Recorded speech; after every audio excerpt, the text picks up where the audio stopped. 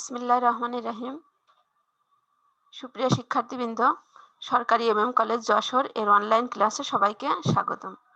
আশা করি তোমরা এই করোনাকালীন এই সময়ে সবাই ভালো আছো, সুস্থ আছো এবং স্বাস্থ্যবিধি মেনে নিজেদের পড়াশোনা ভালোভাবে চালিয়ে যাচ্ছ।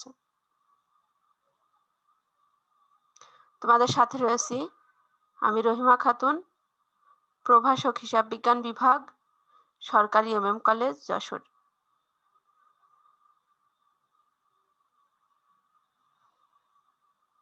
সুপ্রিয় শিক্ষার্থীবৃন্দ, তোমরা যারা ব্যবসায় শিক্ষা শাখায় একাদশ শ্রেণীতে অধ্যয়নরত, তাদের হিসাব বিজ্ঞান বিষয়ের দ্বিতীয় অধ্যায়, দ্বিতীয় পত্রের অংশীদারি ব্যবসার হিসাব এই বিষয় নিয়ে আমরা আরো কয়েকটি অনলাইন লেকচার সম্পন্ন করেছি। এখন তোমাদের এই যে পরীক্ষায় যে অঙ্কগুলো আসে সেগুলো নিয়ে আলোচনা করছি। পরবর্তীতে যাই। দেখো, তোমাদের শিক্ষণফল বা পাঠ্যসূচি হিসাব সমাধান উদাহরণ, অর্থাৎ আমরা বিভিন্ন সালের যে অঙ্কগুলো আসে কিংবা পরীক্ষায় যে টাইপের অঙ্কগুলো আসে সেগুলো, সেই উদাহরণগুলো সমাধান করার চেষ্টা করছি। দেখো, প্রথমে আছে পরিবর্তনশীল পদ্ধতি। তোমরা জানো যে মূলধন সংরক্ষণের দুইটি পদ্ধতি এই অংশীদারি ব্যবসায়ে, একটি হলো স্থায়ী মূলধন পদ্ধতি, একটি পরিবর্তনশীল মূলধন পদ্ধতি। তোমাদের আরো স্থায়ী মূলধন, পরিবর্তনশীল মূলধন পদ্ধতি দুই সিস্টেমে অঙ্ক দেখিয়ে দিয়েছি। এখন দেখি পরিবর্তনশীল পদ্ধতিতে আরো একটি অঙ্ক। দেখো, তোমরাও সাদি, নিসা, লোটাস, সুরমা ট্রেডিং এর 3 অংশীদার। কয়জন অংশীদার? 3 জন। সাদি, নিসা আর লোটাস, সুরমা ট্রেডিং এর 3 জন অংশীদার 2013 সালের 1 জানুয়ারি তারিখে তাদের মূলধন হিসাবের উদ্বৃত্ত ছিল যথাক্রমে সাদির 1 লক্ষ টাকা, নিসার 60,000 টাকা এবং লোটাসের 50,000 টাকা। অর্থাৎ 2013 সালে যখন অংশীদারি ব্যবসায় শুরু করে তখন 1 জানুয়ারিতে তাদের মূলধন হিসাবের উদ্বৃত্ত ছিল এই টাকা। মূলধন ও নগদ উত্তোলনের উপর বার্ষিক 10% সুদ ধার্য করতে হবে। কত পার্সেন্ট? 10%। নিশা সার্বক্ষণিক দায়িত্ব পালনের জন্য, অর্থাৎ এই যে 3 জন অংশীদার আছে, 3 জন অংশীদারের মধ্যে একজন অংশীদার সার্বক্ষণিক দায়িত্ব পালন করে, সে কে? নিশা। নিশা সার্বক্ষণিক দায়িত্ব পালনের জন্য প্রতি মাসে 600 টাকা, প্রতি মাসে 600 টাকা করে বেতন পাবে। অংশীদারগণ প্রতি মাসের শেষ তারিখে উত্তোলন করেছেন। প্রতি মাসের শেষ তারিখে সব অংশীদার উত্তোলন করে। সাদি 800 টাকা প্রতি মাসে, নিসা 1000 টাকা বেতন সহ, আর লোটাস 300 টাকা। এছাড়াও লোটাস 150 টাকার পণ্য উত্তোলন করেছেন, যার কোনো হিসাব রাখা হয়নি। এখন তোমাকে হিসাব রাখতে হবে। আর লোটাস অংশীদারদের সুদ, বেতন ও তার কমিশন চার্জ করার পরবর্তী মুনাফার উপর, অর্থাৎ এই যে 3 জন অংশীদারের একজন অংশীদার লোটাস, সে অংশীদারদের সুদ, বেতন ও তার কমিশন চার্জ করার পরবর্তী যে মুনাফা দাঁড়াবে তার উপরে 5% হারে কমিশন পাবে। বকেয়া খরচাবলীর পরিমাণ ছিল, কিছু খরচ বকেয়া আছে, তার পরিমাণ হলো 2500 টাকা। দেখো, বেতন ডেবিট করার পর কিন্তু অন্যান্য সমন্বয় সাধনের পূর্বে শুধুমাত্র বেতন হিসাবভুক্ত করা আছে, কিন্তু অন্যান্য বিষয়গুলো সমন্বয় করার পূর্বে 2013 সালে কারবারি মুনাফার পরিমাণ ছিল 1,16,500 টাকা। এখন তোমার করণীয় লাভ লোকসান বন্টন হিসাব, অংশীদারদের মূলধন হিসাব। এটা কিন্তু তোমাদের আগে বাসায় কাজ দেয়া ছিল, আমরা একটু মিলিয়ে নেই। তোমরা নিশ্চয় করেছো বাসায়, তারপরে একটু মিলিয়ে দিই। দেখো যে কোন কোম্পানির নাম আছে এখানে, সুরমা ট্রেডিং। সুরমা ট্রেডিং এর প্রথমে আমরা লাভ লোকসান বন্টন হিসাব প্রস্তুত করব। 2013 সালের 31শে ডিসেম্বর তারিখে সমাপ্ত বছরের জন্য। তোমরা জানো যে লাভ লোকসান বন্টন হিসাবে দুইটি দিক থাকে, ডেবিট দিক, ক্রেডিট দিক। এখন ক্রেডিট দিকে আসো সর্বপ্রথম। এই যে লাভ লোকসান, নিট লাভ বলাই আছে, দেখো কত টাকা। তোমরা যে সমাধান করেছো তার সাথে মিলিয়ে নাও একটু। বেতন ডেবিট করার পর কিন্তু অন্যান্য সমন্বয় সাধনের পূর্বে কত টাকা ছিল? ১,১৬,৫০০ টাকা। তাহলে এখানে আমরা লাভ লোকসান হিসাব, নিট লাভ এটা কোথা থেকে পেয়েছি? লাভ লোকসান হিসাব থেকে নিয়ে আসছি, স্থানান্তরিত হয়েছে লাভ লোকসান হিসাব থেকে ১,১৬,৫০০ টাকা। অর্থাৎ তুমি এই যে লাভ লোকসান বন্টন হিসাব প্রস্তুত করছো, তার আগে কিন্তু লাভ লোকসান হিসাব প্রস্তুত করা আছে। সেখান থেকে আমরা ১,১৬,৫০০ টাকা নিট লাভ পেয়েছি। এখন দেখো অংশীদারদের মূলধনের সুদের কথা বলা আছে, উত্তোলনের সুদের কথা বলা আছে। এখন আমরা একটু গণনার দিকে যাই বা ওয়ার্কিং যেটা, তার দিকে যাই। দেখো মূলধনের সুদ নির্ণয় নাম্বার 1 বা ক, মূলধনের সুদ নির্ণয়।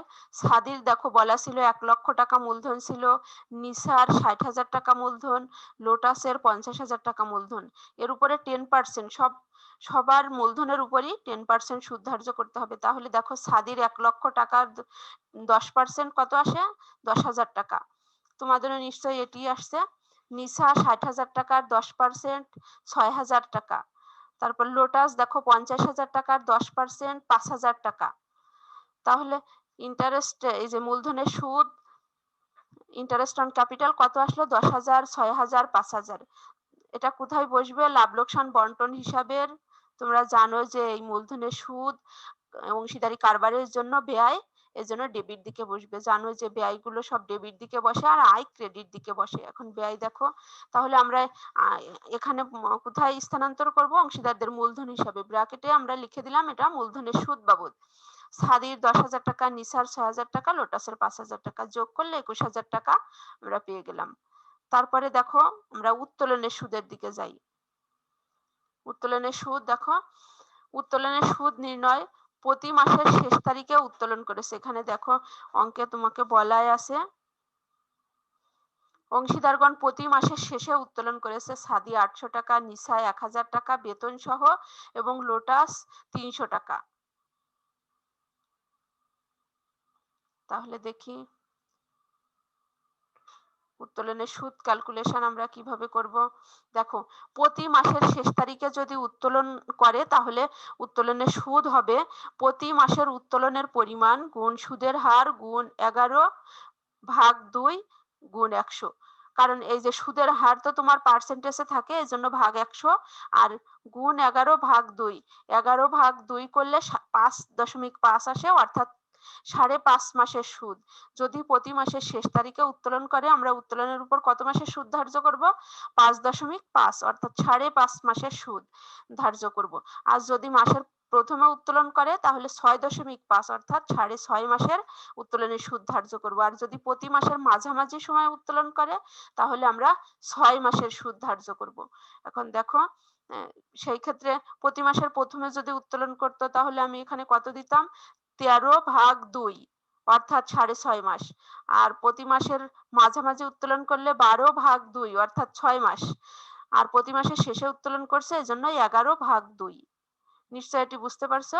তাহলে দেখো সাদি মাসে ৮০০ টাকা উত্তোলন করে গুণ ১০ যেটা সুদের হার ১০%, এজন্য ১০০ দিয়ে ভাগ করলাম, গুণ যেহেতু প্রতি মাসের শেষ তারিখে উত্তোলন করে এজন্য গুণ ১১/২ অর্থাৎ ৫.৫ মাসের সুদ হবে। তাহলে ক্যালকুলেশন করলে আসলো ৪৪০ টাকা। তারপরে দেখো নিসার বলা আছে ১,০০০ টাকা মাসিক উত্তোলন করে কিন্তু বেতন সহ। কিন্তু বেতন তো মূলত উত্তোলনের বিষয় না। উত্তোলন যেটা নগদে কারবার থেকে ব্যক্তিগত প্রয়োজনে উত্তোলন করছে সেটি উত্তোলন, আর বেতন তো সে সার্বক্ষণিক দায়িত্ব পালনের জন্য বেতন প্রাপ্য হচ্ছে। তাহলে বেতনের হিসাবে এর জন্য কোনো সুদ দিতে হবে না। তাহলে দেখো নিসার মাসিক উত্তোলন কত দাঁড়ালো? ১,০০০ মাইনাস ৬০০। সে বেতন বাবদ যেটা পাচ্ছে সেটা তার উত্তোলন না, সেটা সে পাচ্ছে বেতন, পারিশ্রমিক বাবদ বেতন। তাহলে দেখো ১,০০০ মাইনাস ৬০০ সমান সমান ৪০০ টাকা। তাহলে ৪০০-র উপরে যে নিসার ৪০০ গুণ ১০ ভাগ ১০০ গুণ ১১/২ সমান সমান ২২০ টাকা।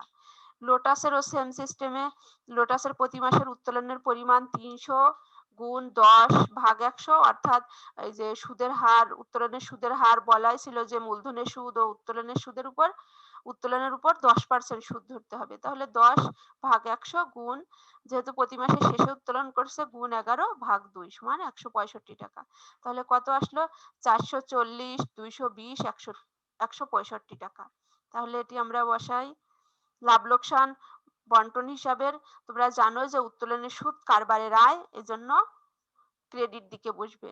আর এটি কোথায় স্থানান্তরিত হবে? অংশীদারদের মূলধন হিসাবে। এজন্য অংশীদারদের মূলধন হিসাব ব্র্যাকেটে উত্তোলনের সুদ সাদির 440 টাকা, নিসার 220 টাকা, লোটাসের 165 টাকা। এখন দেখো আরো কিছু ইনফরমেশন ছিল অঙ্কে। দেখো এছাড়াও লোটাস 150 টাকার পণ্য উত্তোলন করেছে, যার কোনো হিসাব রাখা হয়নি। এখন তুমি লাভ লোকসান বন্টন হিসাবে হিসাবভুক্ত করবে পণ্য উত্তোলন। লোটাসের মূলধন হিসাবে স্থানান্তরিত হবে। দেখো অলিখিত পণ্য উত্তোলন, এই পণ্য উত্তোলন কিন্তু সবসময় ক্রেডিট দিকেই যায়। লোটাসের মূলধন হিসাবে স্থানান্তরিত হবে, যেন মূলধন হিসাব শিরোনামে অলিখিত পণ্য উত্তোলন কত টাকা? 150 টাকা। এটি কিন্তু শুধুমাত্র লোটাসের মূলধন হিসাবে স্থানান্তরিত হবে। তারপরে দেখো আরো ইনফরমেশন।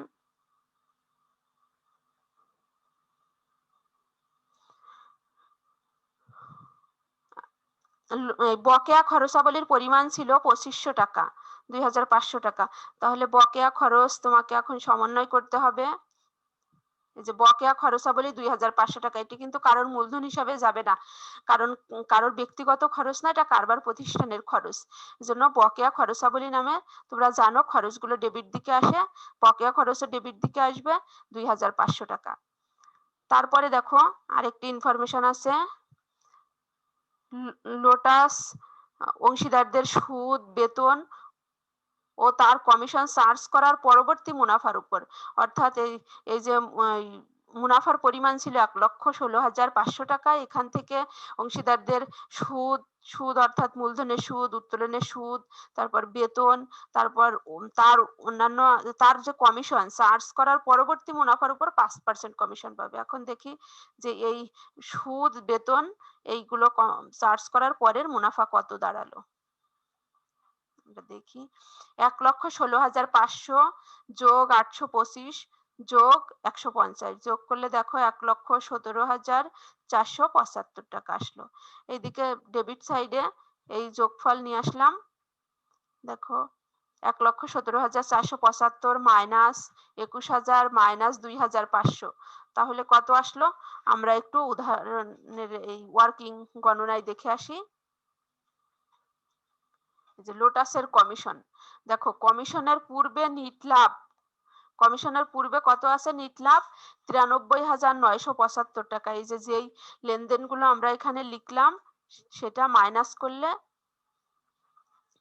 যে 1,17,475 থেকে মাইনাস 21,000 মাইনাস 2,500, এটি করলে তোমার দাঁড়ালো, মাইনাস করলে দাঁড়ায় কত? 93,975 টাকা। এটা কমিশনের পূর্বে নিট লাভ। কিন্তু তোমাকে অঙ্কে বলা আছে যে তার কমিশন চার্জ করার পরবর্তী মুনাফার উপরে সে 5% কমিশন পাবে। কিন্তু এখানে তো তুমি কমিশন আগে ধার্য করোনি। 93,975 থেকে বলছে যে কমিশন বাদ দেওয়ার পরের মুনাফার উপরে সে 5% মুনাফা কমিশন পাবে। তাহলে দেখো সুতরাং কমিশন সমান সমান কত টাকা? এই যে 93,975, এই টাকাটি আছে 105% সমান সমান 105 সমান সমান আছে, আর সে কমিশন পাবে 5 টাকা। দেখো 93,975 গুণ 5 ভাগ 105 বা 100 প্লাস 5 একই কথা, 4,475 টাকা। কিন্তু যদি তোমাকে এখানে এই অঙ্কে ইনফরমেশন দিত যে ইনফরমেশনে এরকমও বলা থাকে যে লোটাস অংশীদারদের মূল সুদ, বেতন ও সুদ, বেতন চার্জ করার পরের যে মুনাফা তার উপরে 5% কমিশন পাবে, তাহলে সরাসরি 5% তুমি কাটতে পারতে। কিন্তু এখানে যেহেতু তার কমিশন চার্জ করার পরবর্তী মুনাফা, কমিশন চার্জ করার পরের যে মুনাফা দাঁড়াবে তার উপরে 5% করতে হবে, এজন্য গুণ 5 ভাগ 105। তাহলে কত টাকা আসলো? দেখো 4,475 টাকা। কত? 4,475 টাকা। তাহলে আমরা এখানে 4,475 লোটাসের মূলধন হিসাবে স্থানান্তরিত হবে, আর এটি কারবারের জন্য খরচ, এজন্য ডেবিট দিকে বসালাম। কমিশন নামে 4,475 টাকা। আর বাকি থাকে 89,500 টাকা, যেটা বন্টনযোগ্য মুনাফা, অংশীদারদের মূলধন হিসাব ব্র্যাকেটে মুনাফার অংশ। এখানে বলা আছে কি দেখো অঙ্কে যে মূলধন তাদের মূলধন হিসাবের উদ্বৃত্ত আছে, কিন্তু আর কোনো ইনফরমেশন দেয়া নাই যে তারা মুনাফা কত অনুপাতে বন্টন করে নিবে। যদি কোনো অনুপাত না থাকে তাহলে সবাই সমান হারে মূলধন মুনাফার অংশ বন্টন করে নিবে। আমরা ধরে নিয়ে 89,500 টাকা দেখো টিকা ওয়ার্কিং এ দেখো মুনাফা বন্টন। মুনাফা বন্টন প্রত্যেক অংশীদারের মুনাফা 89,500 ভাগ 3, অর্থাৎ 3 জন অংশীদার আছে, এজন্য 3 দিয়ে ভাগ করলাম, 29,833 টাকা আসলো।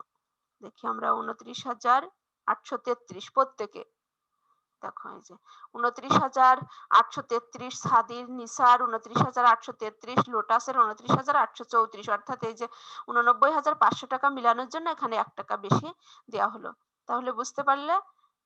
এবার দেখো একটু টিকায় একটি বিষয় লেখা আছে যে দেখো চুক্তির অবর্তমানে, অর্থাৎ চুক্তিতে কিন্তু উল্লেখ নাই অংশীদারি যে ব্যবসায় প্রতিষ্ঠানের ইনফরমেশন তোমাকে দেওয়া হয়েছে, সাপ্লাই দেওয়া হয়েছে, সেখানে কিন্তু মুনাফার হার বলা নাই, অংশীদাররা কত অনুপাতে মুনাফা বন্টন করে নিবে বলা নাই। এজন্য চুক্তির অবর্তমানে প্রত্যেক অংশীদার সমান হারে মুনাফা পাবে। এটি তোমরা জানো যে যদি কোনো কিছু বলা না থাকে যে কত অনুপাতে মুনাফা বন্টন করবে, তাহলে সমান ভাগে মুনাফা বন্টন করে দিবে। এই জন্য আমরা এই যে 89,500 কে 3 দিয়ে ভাগ করে সমান ভাগে দিয়ে দিলাম। দেখো বেতন, টিকা নাম্বার খ, বেতন ডেবিট করার পর নিট মুনাফা দেয়া আছে,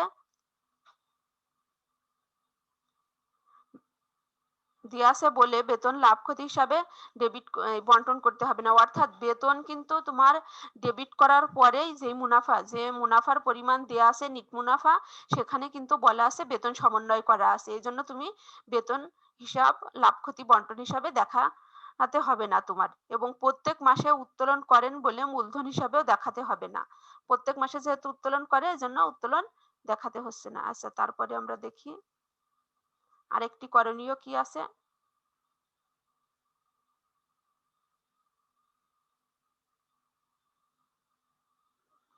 এবার অংশীদারদের মূলধন হিসাব, করণীয় নাম্বার 2 বা খ, মূলধন হিসাব।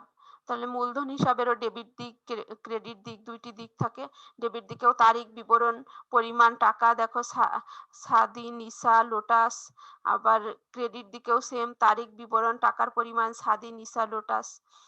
সর্বপ্রথমে মূলধন হিসাবের ব্যালেন্স বিডি লিখবো আমরা। ব্যালেন্স বিডি তোমরা জানো মূলধন হিসাবের সবসময় ক্রেডিট ব্যালেন্স প্রকাশ করে। 2013 সালের জানুয়ারির 1-এ ব্যালেন্স বিডি ছিল দেখো সাদির 1 লক্ষ টাকা, নিসার 60,000 টাকা, লোটাসের 50,000 টাকা।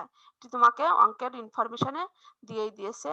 তারপর দেখো ডিসেম্বর 31 লাভ লোকসান বন্টন হিসাবের, তোমরা জানো যে লাভ লোকসান বন্টন হিসাবে ডেবিট দিকে যে আইটেমগুলো আছে, এখানে অংশীদারদের মূলধন হিসাবের ক্রেডিট দিকে সেই আইটেমগুলো চলে আসবে। তাহলে দেখি আমরা লাভ লোকসান বন্টন হিসাবে ডেবিট দিকে কি কি আছে।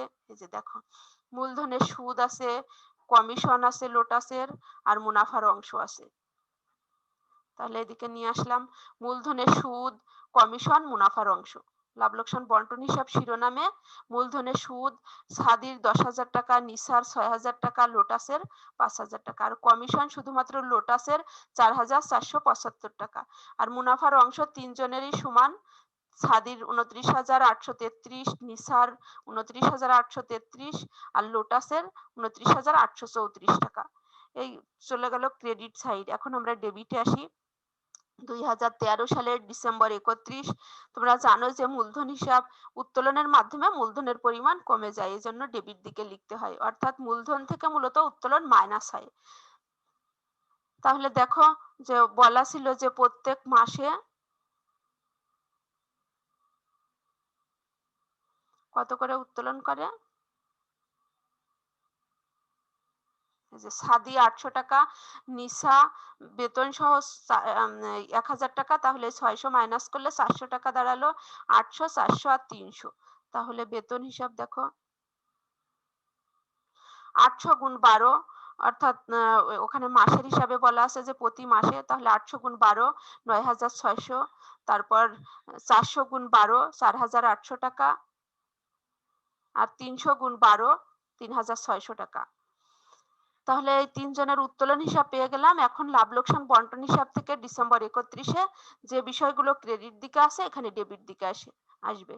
দেখো ক্রেডিট দিকে কি কি আছে, উত্তোলনের সুদ আছে আর অলিখিত পণ্য উত্তোলন আছে। উত্তোলনের সুদ আর অলিখিত পণ্য উত্তোলন। দেখো তাহলে উত্তোলনের সুদ চলে আসলো। লাভ লোকসান বন্টন হিসাব শিরোনামে উত্তোলনের সুদ সাদির 440 টাকা, নিসার 220 টাকা, লোটাসের 165 টাকা। আর অলিখিত পণ্য উত্তোলন শুধুমাত্র লোটাসের ছিল 150 টাকা। এখন আমরা যোগ বিয়োগ করি। দেখো সাদির ক্রেডিট দিকের 1,00,000 প্লাস 10,000 প্লাস 29,833 যোগ করলে 1,39,833 টাকা হলো।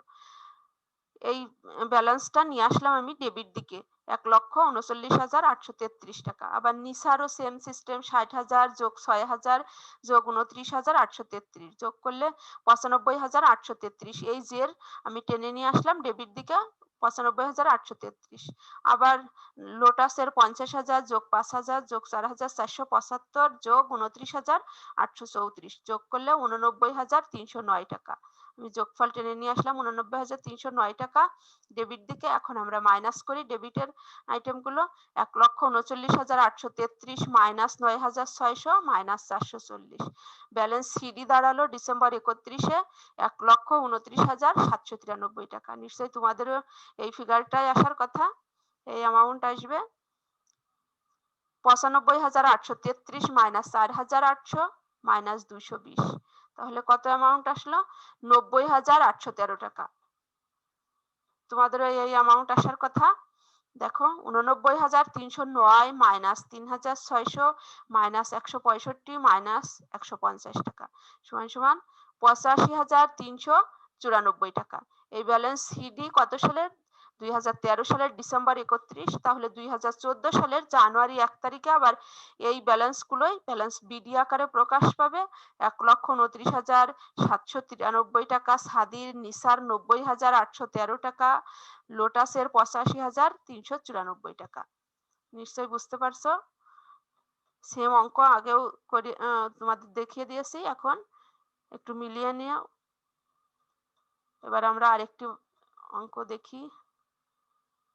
দেখো এখানে বলা আছে প্রত্যাভূতি বা নিশ্চয়তা সংক্রান্ত। এই সংক্রান্ত তোমাদেরকে একটি অঙ্ক দেখিয়ে দিয়েছি, আরেকটি দেখাই। রিপন, শিপন ও Jewel traders, Jewel messrs Hasan trading, অর্থাৎ কোম্পানির নাম মেসার্স হাসান ট্রেডিং, তিনজন অংশীদার। 2012 সালের 1 জানুয়ারি তারিখে তাদের মূলধন হিসাব ছিল যথাক্রমে রিপনের 3 লক্ষ টাকা, শিপনের 2,50,000 এবং জুয়েলের 1 লক্ষ টাকা। কারবারের পক্ষ হতে শিপনকে কাকে নিশ্চয়তা দেওয়া হচ্ছে? দেখো শিপনকে, অর্থাৎ রিপন ও জুয়েল মিলে শিপনকে নিশ্চয়তা দিচ্ছে যে সুদ বাদে, যে মূলধনের সুদ যে প্রাপ্য হবে তার বাদেও মুনাফার পরিমাণ বছরে 25,000 টাকার কম হবে না, অর্থাৎ তার 25,000 টাকার বেশি মুনাফা হবে বা কিংবা কমপক্ষে 25,000 টাকা মুনাফা পাবে সে। অংশীদারগণের মূলধন ও উত্তোলনের উপর বার্ষিক 10% সুদ ধার্য করতে হবে। প্রতিষ্ঠানের গ্রাহক আকৃষ্ট করার দায়িত্ব পালনের জন্য রিপন কমিশন চার্জ করার পূর্ববর্তী বন্টনযোগ্য মুনাফার উপর 3% কমিশন পাবে। অর্থাৎ প্রতিষ্ঠানের গ্রাহক আকৃষ্ট করার দায়িত্ব পালন করে কে? রিপন। এই জন্য কমিশন চার্জ করার পূর্ববর্তী বন্টনযোগ্য মুনাফার উপর 3% কমিশন পাবে। তারপর দেখো রিপন ও শিপন প্রত্যেকে 1 জুলাই তারিখে 10,000 টাকা উত্তোলন করেছেন। রিপন ও শিপন প্রত্যেকে 10,000 টাকা উত্তোলন করেছে 1 জুলাই, অর্থাৎ বছরের মাঝামাঝি। যে পক্ষান্তরে জুয়েল প্রতি মাসের শেষে 400 টাকা উঠিয়েছেন। এরা দুইজন বছরের মাঝামাঝি যে উত্তোলন করেছে একবারে, আর জুয়েল প্রতি মাসের শেষে 400 টাকা করে উত্তোলন করে। অংশীদারদের লাভ লোকসান বন্টনের অনুপাত রিপন 1/2, শিপন 2/10 এবং জুয়েলের 3/10 অংশ। উপরিউক্ত সমন্বয় সাধনের পূর্বে 2012 সালে মুনাফা ছিল 1,63,780 টাকা। তাহলে এখন তোমাকে সমন্বয় করতে হবে বিষয়গুলো। দেখো লাভ লোকসান বন্টন হিসাব তৈরি করো আর অংশীদারদের মূলধন হিসাব তৈরি করো। এখন আমরা শুরু করি প্রথমে অংশীদারদের প্রতিষ্ঠানের লাভ লোকসান বন্টন হিসাব। কোন প্রতিষ্ঠান? Messrs Hasan trading. তাহলে আমরা সর্বপ্রথম মেসার্স হাসান ট্রেডিং লাভ লোকসান বন্টন হিসাব কত সালের জন্য? 2012 সালের 31 ডিসেম্বর তারিখে সমাপ্ত বছরের জন্য। সেম ভাবে ডেবিট দিক, ক্রেডিট দিক, ডেবিটে বিবরণ টাকা, ক্রেডিট দিকে বিবরণ টাকা।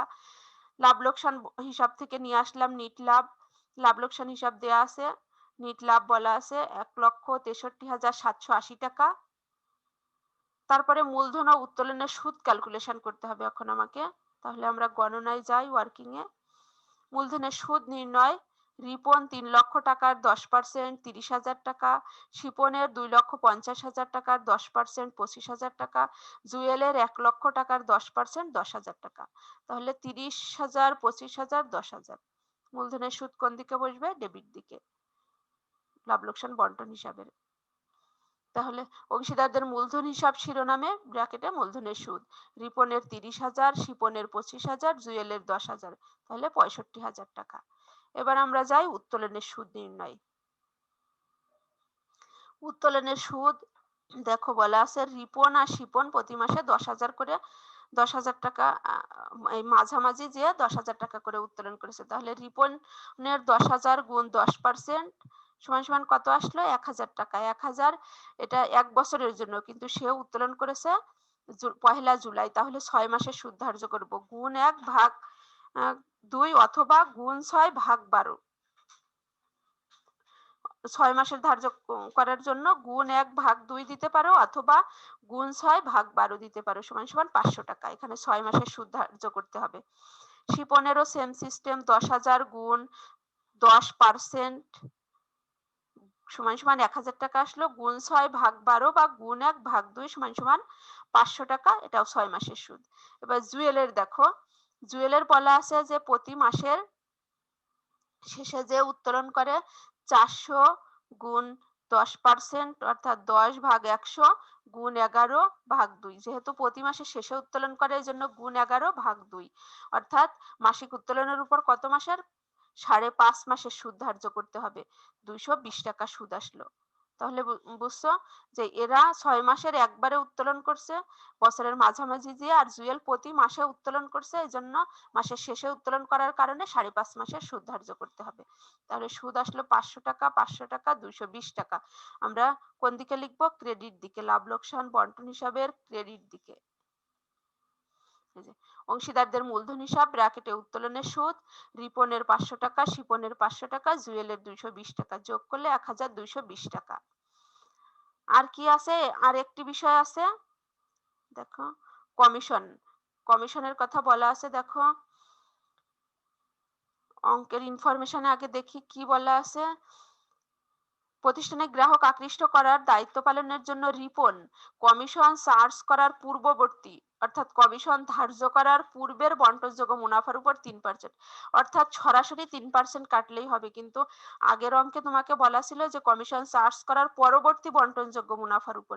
এই জন্য তুমি ওখানে 5% ছিল, গুণ 5 ভাগ 105 করেছো, কিন্তু এখানে বলা আছে যে কমিশন চার্জ করার পূর্ববর্তী পূর্ববর্তী বন্টনযোগ্য মুনাফার। পূর্ববর্তী বলার কারণে তুমি যে বন্টনযোগ্য মুনাফা থাকবে কমিশন ধার্য করার আগে তার উপরে সরাসরি 3% করতে পারবে। দেখো বিষয়টি, দেখো এখানে 1,63,780 যোগ 1,220 যোগ করলে 1,65,000 টাকা। এই ব্যালেন্স টেনে নিয়ে আসলাম ডেবিট দিকে, 1,65,000 মাইনাস 65,000, তাহলে আর থাকে কত? 1 লক্ষ টাকা। আমরা একটু ওয়ার্কিং দেখে আসি। ওয়ার্কিং নাম্বার 3, রিপনের কমিশন নির্ণয়। কমিশন চার্জ করার পূর্ববর্তী মুনাফা, এই যে 1,63,780 যোগ 1,220 মাইনাস 65,000 সমান 1 লক্ষ টাকা দাঁড়ালো। এই টাকা কমিশন চার্জ করার পূর্বে বন্টনযোগ্য মুনাফা বা পূর্বের মুনাফা। তাহলে সুতরাং কমিশন সমান সমান 1 লক্ষ গুণ 3%, সরাসরি 3% তুমি করতে পারছো এই জন্য যে তোমাকে বলা আছে যে কমিশন চার্জ করার পূর্ববর্তী মুনাফার উপরে। তাহলে এটা তো এই যে তুমি 1 লক্ষ যে অ্যামাউন্টটা পেলে এটাই কিন্তু কমিশন চার্জ করার পূর্বের মুনাফা। তাহলে তুমি এর উপরে সরাসরি 3% করতে পারছো, 3,000 টাকা পেয়ে গেলে। তাহলে কমিশন নিয়ে আর কোনো ঝামেলা থাকার কথা না তোমাদের, কারণ পূর্ববর্তী পরবর্তী বন্টনযোগ্য মুনাফার সব রকমই আজকের আলোচনায় চলে আসলো। তাহলে দেখো রিপনের মূলধন হিসাব ব্র্যাকেটে কমিশন 3,000 টাকা। এটি ছিল পূর্ববর্তী বিষয়, আর এর আগে যে অঙ্কটি দেখালাম সেটিতে ছিল কমিশন পরবর্তী বিষয়। তাহলে দুটি বিষয় আরো ভালোভাবে দেখে নিবে তোমরা। তাহলে দেখো 1,00,000 থেকে মাইনাস করলে এই 3,97,000 টাকা দাঁড়ালো। 97,000 টাকা এখন আমাকে মুনাফা বন্টনের যে অনুপাত দেয়া আছে সেই অনুপাতে বন্টন করে দিতে হবে। এখন দেখো মুনাফা বন্টনের অনুপাত নিয়ে এখানে একটু কথা আছে। অংশীদারদের লাভ লোকসান বন্টন অনুপাত রিপনের 1/2 অংশ, শিপনের 2/10 অংশ এবং জুয়েলের 3/10 অংশ। দেখো এখানে শিপনের 2/10, জুয়েলের 3/10। তাহলে তোমাকে এই রিপনেরও 10 এর মধ্যে নিয়ে আসতে হবে। নিয়ে আসতে গেলে দেখো আমরা কি করি, ওয়ার্কিং এর মাধ্যমে একটু দেখাই। মুনাফা বন্টন অনুপাত নির্ণয়। বন্টন অনুপাত বলা আছে 1/2, 2/10, 3/10। তাহলে এখন এই যে এই 10 তুমি তো এই পার্সেন্টেজ অনুসারে করতে পারছো না, কারণ এই অনুপাতে করতে গেলে তোমাকে এই যে কোনো একটা অনুপাত বের করে নিতে হবে। এখানে নিচে দেখো এই দুইজনের 10 আছে, তাহলে এটাকেও আমি যদি 5 দিয়ে গুণ করি, 1/2 গুণ 5, তাহলে দেখো উপরে আসলো 5, নিচে আসলো 10। তাহলে দেখো সবগুলোর নিচে 10 আসলে আমি উপরে 5:2:3 লিখতে পারি।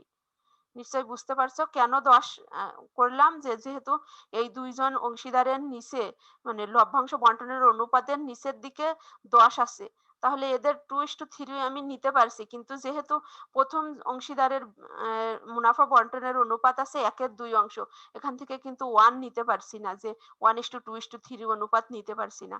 নিতে হলে আমাকে এখানে নিচে 10 বানাতে হবে। 10 বানাতে গেলে আমি যদি 5 দিয়ে গুণ করি, 1/2 গুণ 5 করলে দেখো 1/2 গুণ উপরেও 5 নিচেও 5, তার মানে আবার দেখো কাটাকাটি করলে যে 5 আমি কেটে দিলাম, অর্থাৎ কোনো কিছুই আমি গুণ করিনি। কিন্তু আমি আমার অঙ্কের সুবিধার্থে বা পার্সেন্টেজ করার সুবিধার্থে, অনুপাত করার সুবিধার্থে আমি উপরেও গুণ করলাম, 1 কে 5 দিয়ে গুণ করলাম, 2 কে 5 দিয়ে গুণ করলাম। তাহলে উপরে দাঁড়ালো 5, নিচে দাঁড়ালো 2 গুণ 5 মানে 10। তাহলে উপরে বন্টন অনুপাত হলো 5/10:2/10:3/10। এই যে 5/10:2/10:3/10। তাহলে এবার আমি অনুপাতগুলো সহজেই পেয়ে গেলাম যে 5:2:3। 10 যদি সবাইকে যদি 10 দিয়ে গুণ করে দিই, তাহলে সবার থেকে 10 বাদ হয়ে গেল, 10 কাটাকাটি হয়ে গেল। কাটাকাটি করলে থাকলো 5:2:3। তাহলে দেখো বন্টনযোগ্য মুনাফা কত ছিল, 97,000 টাকা। রিপন তাহলে পাবে 97,000 গুণ 5 ভাগ 10। আবার যোগ করলে দেখো তিনটা যোগফল 5+2+3, তাহলে 5 আর 2 7 আর 3 10। 10 পেয়ে গেলে তাহলে গুণ 5 ভাগ 10, তাহলে কত, 48,500 টাকা। আবার দেখো শিপনের 97,000 গুণ 2 ভাগ 10, 19,400 টাকা। জুয়েলের 97,000 গুণ 3 ভাগ 10 সমান 29,100 টাকা। কিন্তু তোমাকে অঙ্কে বলা আছে যে শিপনকে নিশ্চয়তা দেওয়া হয়েছে এই মর্মে যে তার 25,000 টাকার কম হবে না মুনাফা। এখন দেখো শিপনের কত আসলো, 19,400 টাকা আসলো। তাহলে এখনো তার বাকি কত, শিপনের নিশ্চয়তার ঘাটতি মুনাফা, নিশ্চয়তাজনিত ঘাটতি মুনাফা কত, 25,000 মাইনাস 19,400। তার নিশ্চয়তাজনিত মুনাফা কত ছিল, 25,000 মাইনাস সে এখন পাচ্ছে অনুপাত অনুযায়ী 19,400, তাহলে 5,600 টাকা। তাহলে শিপনের সাথে 5,600 টাকা যোগ করে দিলাম, অর্থাৎ 25,000 টাকা কিন্তু সে বুঝে নিবে রিপন এবং জুয়েলের কাছ থেকে। তাহলে দেখো 25,000, এই 5,600 টাকা আবার এই দুইজন পূরণ করবে, রিপন এবং জুয়েল। সুতরাং ঘাটতি মুনাফার বন্টন দুইজনের মধ্যে রিপন 5,600 টাকার কত অংশ পরিশোধ করবে বা কত অংশ তাকে দিয়ে দিবে, 5-এর এই যে 5 আর 3 এদের দুইজনের অনুপাত। এখন কিন্তু এই যে জুয়েলের অনুপাত নাই, জুয়েল কিন্তু মুনাফার নিশ্চয়তা দেয়নি, অর্থাৎ এই জুয়েল না, শিপন কিন্তু মুনাফার নিশ্চয়তা দেয়নি। এজন্য শিপনের এই যে 2/10টা মনে মনে বাদ রাখো। দুইজনের অনুপাত আছে 5-10 আর 3-10, তাহলে 5:3। তাহলে দেখো 5,600 গুণ কত মুনাফা পূরণ করতে হবে তাদের জন্য 5,600 টাকা। শিপনের জন্য 5,600 টাকা মুনাফা পূরণ করতে হবে রিপন এবং জুয়েলকে। সেটা কত অনুপাতে? গুণ 5 ভাগ 8। এই যে 5 আর 3, 5 আর 3, এই 2 কিন্তু এখানে নাই এই মুহূর্তে। তাহলে 5:3 অনুপাতে দুইজন এই ঘাটতি মুনাফা পূরণ করবে। 5,600 গুণ 5 ভাগ 8 সমান 3,500 টাকা। জুয়েল 5,600 গুণ 3 ভাগ 8, জুয়েলের অনুপাত ছিল 3 আর ভাগ এই দুইটি যোগ করলে 5 যোগ 3 8 সমান 2,100 টাকা। তাহলে দেখো শিপনের 19,400 যোগ 5,600 টাকা সে নিশ্চয়তাজনিত ঘাটতি মুনাফা থেকে পেয়ে গেল 25,000 টাকা হলো। রিপনের 48,500 টাকা থেকে সে যেহেতু শিপনকে 3,500 টাকা দিয়ে দিচ্ছে তাহলে তার কমে 45,000 টাকা হলো। জুয়েলেরও সেম 29,100 টাকা থেকে সে শিপনকে 2,100 টাকা দিয়ে দিতে হবে, তাহলে 27,000 টাকা থাকলো। তাহলে কত দাঁড়ালো মুনাফা? 45,000, 25,000, 27,000।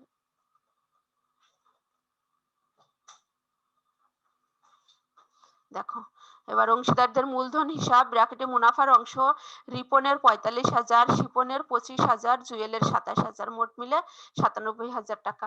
তাহলে লাভ লোকসান বন্টন হিসাব প্রস্তুত হয়ে গেল। এখন আমরা করব অংশীদারদের মূলধন হিসাব। এরও ডেবিট দিক ক্রেডিট দিক থাকবে। প্রথমে 2012 সালের 1 জানুয়ারিতে যে ব্যালেন্সগুলো আছে মূলধনের ব্যালেন্স বিডি 3 লক্ষ টাকা, রিপনের শিপনের 2,50,000, জুয়েলের 1 লক্ষ টাকা। আর ডিসেম্বর 31-এ লাভ লোকসান বন্টন হিসাবের ক্রেডিট দিকে যে বিষয়গুলো আছে, ডেবিট দিকে যে বিষয়গুলো আছে এখানে ক্রেডিট দিকে আসবে। তাহলে ডেবিটে কি কি আছে দেখি। মূলধনের সুদ আছে, কমিশন আছে, মুনাফার অংশ আছে। তাহলে মূলধনের সুদ 30,000, রিপনের শিপনের 25,000 টাকা আর জুয়েলের 10,000 টাকা। মুনাফার এই কমিশন রিপনের 3,000 টাকা আর শিপন জুয়েলের কিন্তু নাই কমিশন। তারপর মুনাফার অংশ রিপনের 45,000, শিপনের 25,000, জুয়েলের 27,000 টাকা। আবার সেম সিস্টেমে 2012 সালের উত্তোলন হিসাব বলা আছে। রিপন এবং শিপন বছরের মাঝামাঝি যে 1 জুলাই তারিখে উত্তোলন করে 10,000 টাকা 10,000 টাকা আর জুয়েল প্রতি মাসে 400 টাকা করে উত্তোলন করে শেষে। তাহলে 400 গুণ 12 4,800 টাকা উত্তোলন হিসাব নামে। রিপনের 10,000, শিপনের 10,000, জুয়েলের 4,800 টাকা। আর ডিসেম্বর 31 লাভ লোকসান বন্টন হিসাব দেখি ক্রেডিট দিকে কি আছে।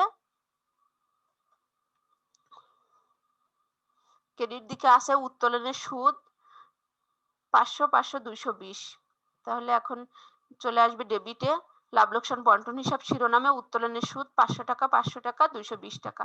এখন যোগ বিয়োগ করি যে 3 লক্ষ যোগ 3,000 যোগ 30,000 যোগ 45,000 সমান 3,78,000। 3,78,000 এদিকে যোগফল টেনে নিয়ে আসলাম, মাইনাস করলাম 10,000, মাইনাস করলাম 500 টাকা। তাহলে ব্যালেন্স সিডি দাঁড়ালো ডিসেম্বর 31-এ 3,67,500 টাকা। এটাই কিন্তু আবার 2012 সালের ডিসেম্বর 31-এর সিডিটা 2013 সালের 1 জানুয়ারিতে বিডি 3,67,500। আবার শিপনের সেম সিস্টেমে 2,50,000 যোগ 25,000 যোগ 25,000 সমান 3 লক্ষ। 3 লক্ষ টেনে নিয়ে আসলাম ফিগার, মাইনাস 1 লক্ষ, এই মাইনাস 10,000 মাইনাস 500, তাহলে 2,89,500। এটাই কিন্তু আবার 2013 সালের 1 জানুয়ারিতে ব্যালেন্স বিডি 2,89,500। জুয়েলেরও 1 লক্ষ প্লাস 10,000 প্লাস 27,000, তাহলে 1,37,000। 1,37,000 মাইনাস 4,800 মাইনাস 220 করলে 1,31,980 টাকা। এই ব্যালেন্স সিডি 2012 সালের ডিসেম্বর 31-এরটা 2013 সালের জানুয়ারির 1-এ 1,31,980 টাকা জুয়েলের ব্যালেন্স বিডি। নিশ্চয় বুঝতে পারছো? তাহলে দেখো এবার তোমাদের একটি হোমওয়ার্ক বাড়ির কাজ আছে। লাভ লোকসান ও মূলধন সমন্বয় সংক্রান্ত বিষয় নিয়ে এটা একটু চেষ্টা করবে বাসায় সবাই মিলে। সবাই করবে যার যার মতো করে। পরবর্তী ক্লাসে আমি তোমাদের সমাধান করে দেব। এতক্ষণ আমার সাথে থাকার জন্য ধন্যবাদ সবাইকে। স্বাস্থ্যবিধি মেনে ভালোভাবে পড়াশোনা করো। পরবর্তী ক্লাসে কথা হবে ইনশাআল্লাহ। সে পর্যন্ত সবাই ভালো থাকো। আল্লাহ হাফেজ।